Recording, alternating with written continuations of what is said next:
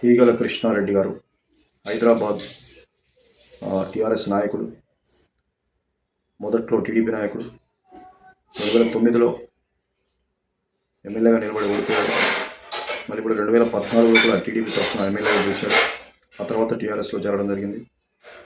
ఆ తర్వాత ఆయన రాజకీయాల్లో మరి ఎక్కడా టికెట్ రావడము, ఇవ్వకపోవడము, అలా రాజకీయాలు అసంబద్ధంగా జరిగినాయి ఇన్ని రోజులు.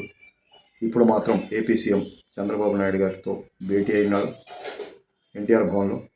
మరి త్వరలో ఆయన టీడీపీలో చేరబోతున్నట్టు కూడా ప్రకటించారు. మరి టీడీపీలో చేరి తెలంగాణలో నేను టీడీపీని బలోపేతం చేస్తాను అని అంటున్నారు. బహుశా తీగల కృష్ణారెడ్డికి మరి చంద్రబాబు నాయుడు గారు టీడీపీ అధ్యక్షుడిగా కూడా తెలంగాణ అధ్యక్షుడిగా ఇస్తారని కూడా తెలుస్తుంది.